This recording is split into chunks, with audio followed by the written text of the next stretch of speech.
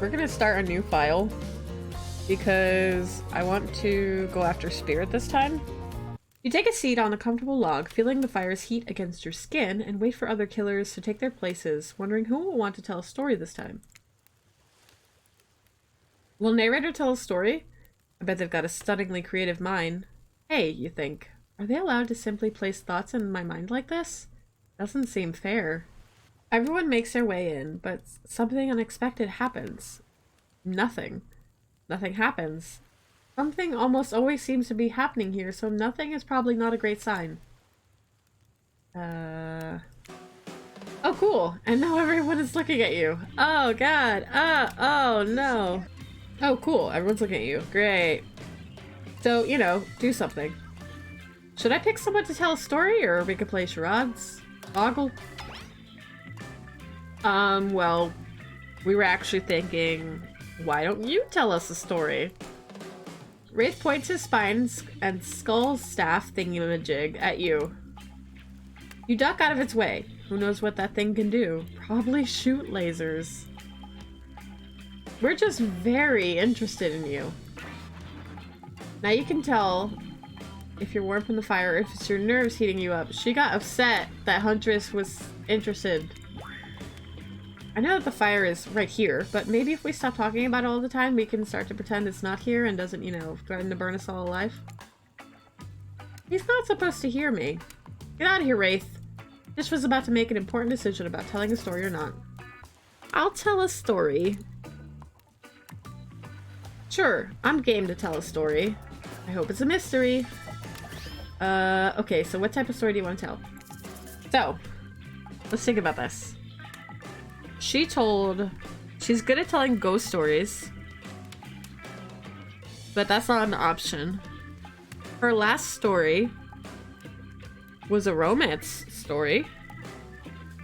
So we got romance adventure. I kind of feel like we should tell a romance story because her last story was one, and we don't have the option of a ghost story. I'll tell a romantic story. About two lovers who take poison together and die foaming at the mouth. Or about two strong hunters who meet when they both try to bludgeon the same Willy Wolverine. Not quite. It's about my parents. They met at a party in college. He was hosting. She'd been dragged there by some friends. They couldn't have been more different, and yet, as the night went on, they were drawn to each other. She made fun of his taste in music, and he took an interest in her major, women's studies. They were married within 2 months. It's soon to know if you can trust someone, don't you think?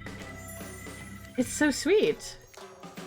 Exactly. I learned a lot about love from them. If you know, you know. Some people don't need years to get acquainted with their partner.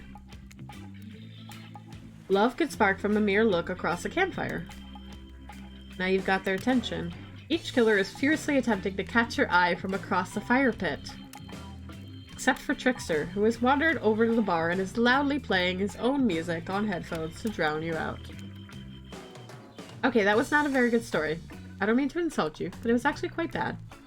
Sorry, but this narrator keeps it real. We can't just end there. So, who else would you like to hear a story from tonight? Well, we're gonna pick Spirit.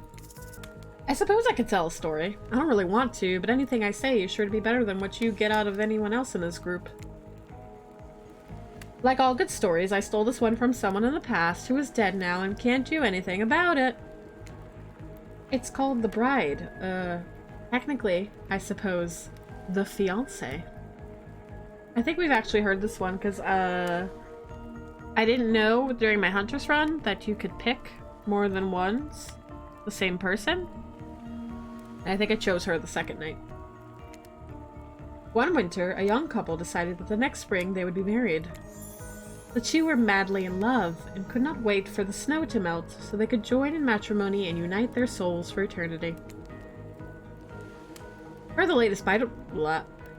latest bridal trends, they decided to have their wedding ceremony at the edge of the woods by a beautiful shabby chic farmhouse.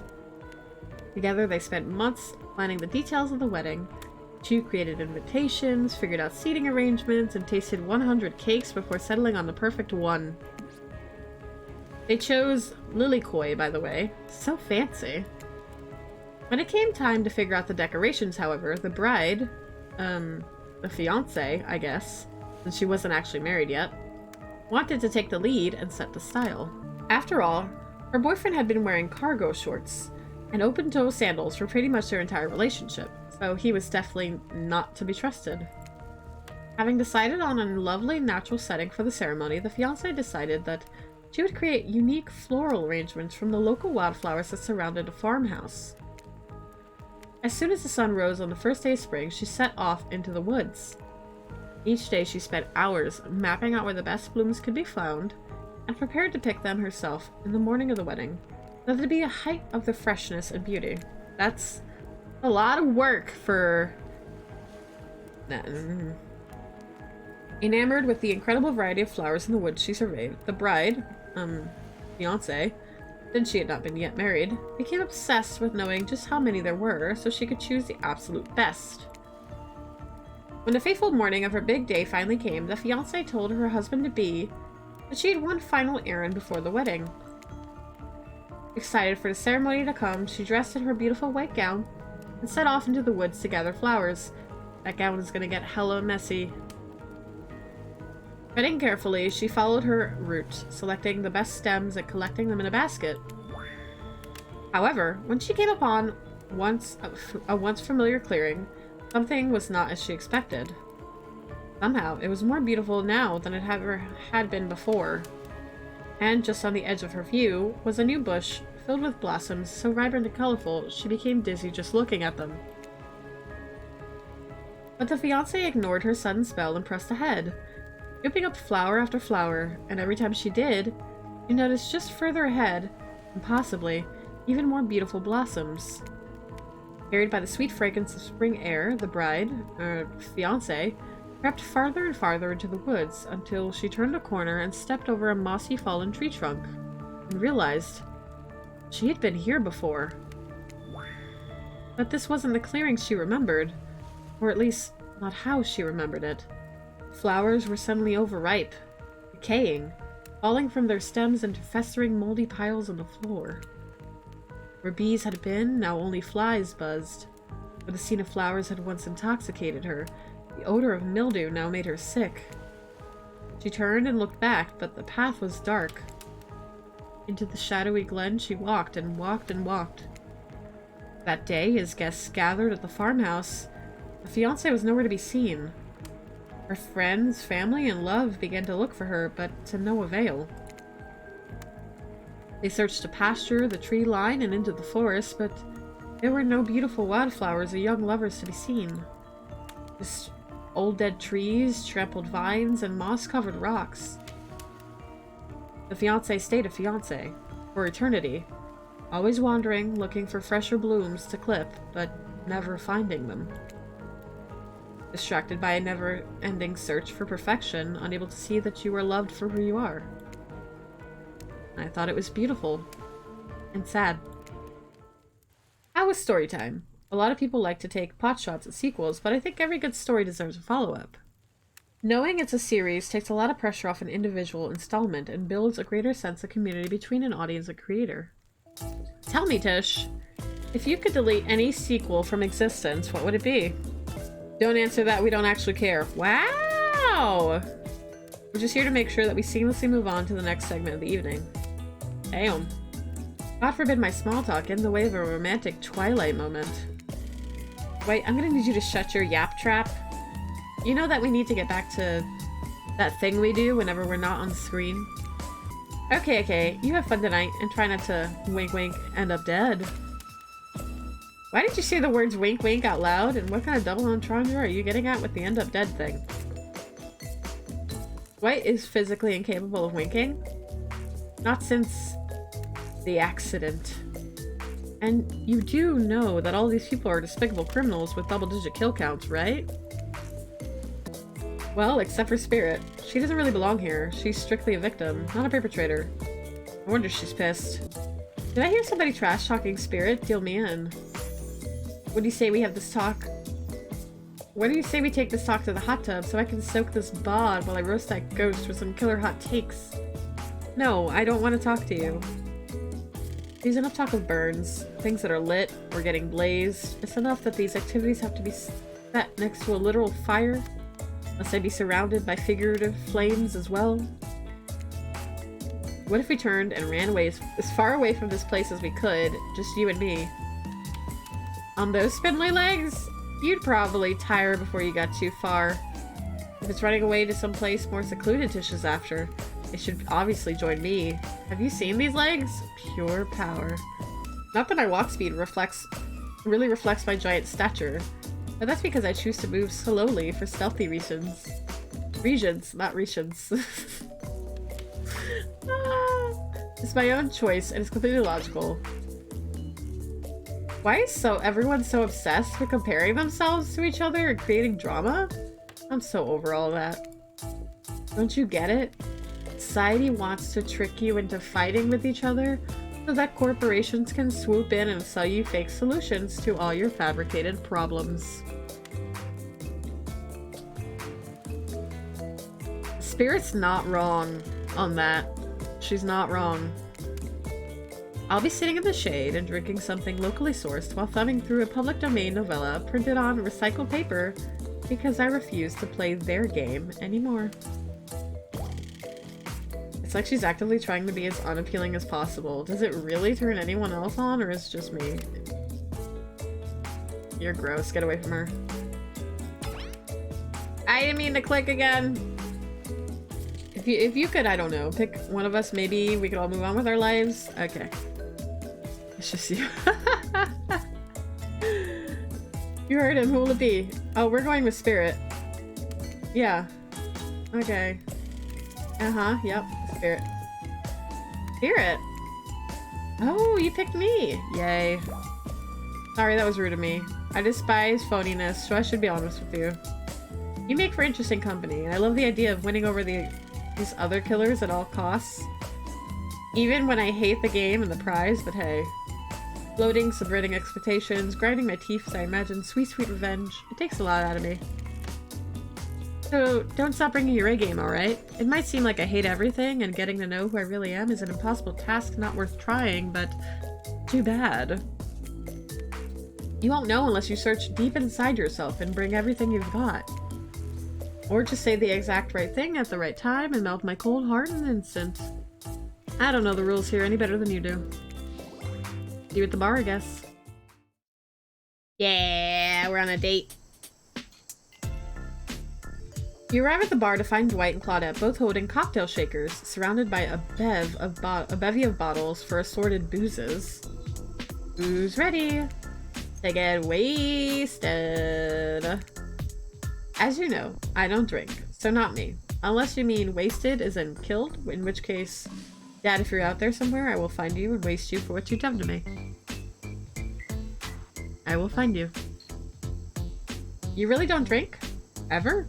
Is that like because it will just fall out of the hole in your stomach thing, or...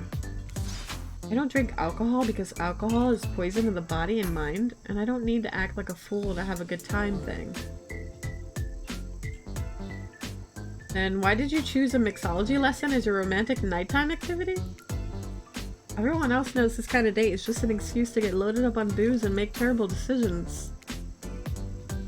It's true, not a single person has learned anything at one of these things. Wait, now that's not true. You learned how to tie a cherry knot in stem while using only your tongue. Whoa, whoa. Who ordered the soda with a splash of my private business? Because that's off the menu. Dwight, I like that. I'm gonna use that from now on. Oh, I love that. Well, I know what I'm drinking to forget tonight. Mixology is a real thing, and it doesn't require alcohol to be interesting. I'll have you know that I worked at a restaurant before I was violently executed. By your father, on whom you will have bloody vengeance. Right, right. Well, so be it. How about you, Tish? Do you drink? Okay. So, in real life, Tishy does drink. Tishy does enjoy a beverage that is boozy. She does enjoy her booze. However, she liked when we chose a virgin daiquiri. So, we're not gonna drink. We're gonna ignore the bevy of boozes. And we're gonna stay sober. I got the impression that tonight will be a night I want to remember perfectly. So I'm gonna pass on the alcoholic drinks. Here, here. Alcohol is a false escape. Besides, it's not like sober people can't have fun. This is true. You watch as Spirit picks up a plump cherry and roughly stabs a little plastic sword through it. Cherry juice splatters everywhere, and its little fruity guts flop out onto Spirit's lap. Whoopsie! One of the upsides of wearing black, it hardly shows any stains. But it shows cat hair if your cats are not black-haired cats. R.I.P. No take-backsies. Oh, lovebirds. What drink shall we make? Okay, we want, well, fancy beer. I don't think you can make a... And that has, like, mist around it, so I'm thinking a dark and stormy. How about a dark and stormy drink for my dark and stormy date? Hello, sugar. Okay, that one is cute. Please allow us to demonstrate how a dark and stormy is made. First, rum, or in this case rum extract, and a little bit of apple juice is poured over ice. Then, the fresh ginger beer is added in, garnish with a lime wheel, and drink. The end. Do you think you're up to challenge? Are we really recreating this? Hold on. Replicating the rum substitute and ginger beer over ice. Don't forget the lime wheel. Rum substitute and ginger beer over ice with a lime wheel. Not sure I appreciated your tone, but yes, you got it. You're a natural. A sassy natural. You and Dwight might have more in common than... Don't you dare. Spirit seems to be in a lovely mood as she sips her dark and stormy. She's not even rolling her eyes at your petty behavior. On cue, a literal dark storm begins to make its way in from the ocean. You taste your own dark and stormy as you watch the clouds approach. It's quite refreshing. Isn't this fun? Honestly, it's the most drama-free fun I've had since I've got here. And since you picked a simple but delicious drink, we've got plenty of time left to relax. Want to make out a little? Are you joking? Are you serious? I don't know if I'm being played with. My heart is... Don't you play with my heart like that. You breathe in a sip of your drink and immediately begin coughing before you can get a yes out. Lightning strikes a palm tree on the beach and it immediately starts a fire. The activity ends abruptly as Claudette and Dwight usher the two of you away from this bar. I knew it. I knew it was too good to be true.